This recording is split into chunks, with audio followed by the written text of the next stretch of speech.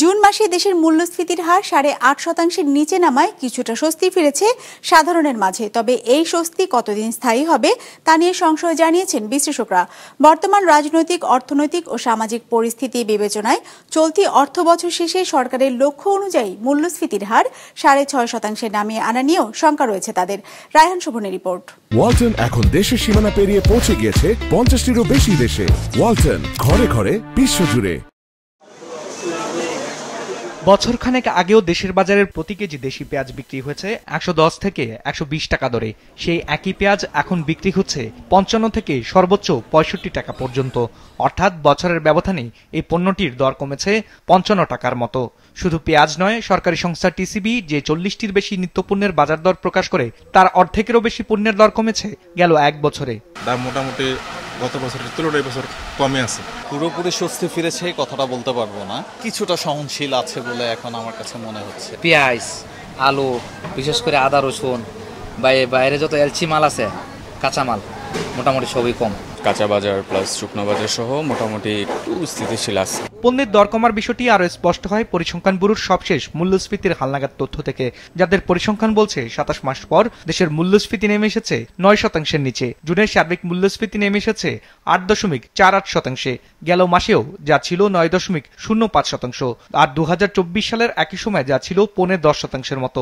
সে হিসাবে বছরের ব্যবধানে মূল্যস্ফীতি কমেছে 1.25%-এর মতো। কন্ট্রাকশনের যে পলিসি আছে সেটার সঙ্গে আমরা সামঞ্জস্য বিধান করার চেষ্টা করেছি।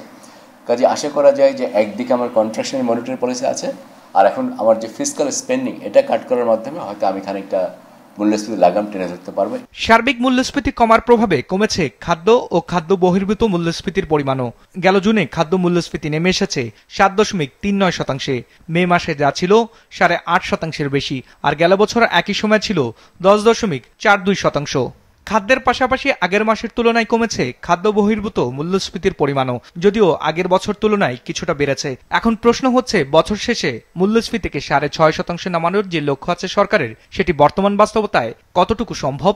ফেব্রুয়ারি মাসে যদি নির্বাচন হয় তাহলে এই সময়টাই কিন্তু অর্থনৈতিক, সামাজিক এবং রাজনৈতিক পরিস্থিতি কিছুটা হলেও এটা ভোলাটাইল থাকবে।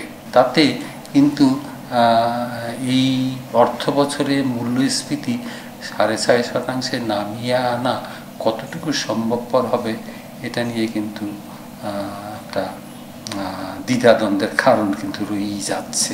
যদি আমরা দেখি যে অগাস্ট মাসের মূল্যস্ফীতির একটা বড় মাত্রার পরিবর্তন নিচের দিকে নেমেছে, আমরা তখন আশাবাদী হতে পারি যে মূল্যস্ফীতিকে আমরা নিয়ন্ত্রণ করতে পারবো। এটার আগে সেটা বলা যাবে না, কিন্তু এখানে আবার কতগুলো চ্যালেঞ্জেস আছে। সেটা মানে হচ্ছে টাকার মানকে এই জায়গায় ধরে রাখতে হবে। বাইরের জগতে যদি কোনো বিপত্তি আসে তাহলে কিন্তু আমরা দেখবো যে আমাদের পক্ষে হয়তো মূল্যস্ফীতি লাগামটাকে টেনে ধরাটা কঠিন হবে। গেল প্রায় 2.5 বছরেরও বেশি সময় ধরে দেশের মূল্যস্ফীতি ছিল 9 থেকে 10%-এর আশেপাশে। 2024 সালের জুলাইতে দেশের খাদ্য মূল্যস্ফীতি উঠেছিল 14.10%, যা ছিল 16 বছরের মধ্যে সর্বোচ্চ। রায়হান শোভন, বিজনেস রিপোর্ট, মাছরাঙা টেলিভিশন।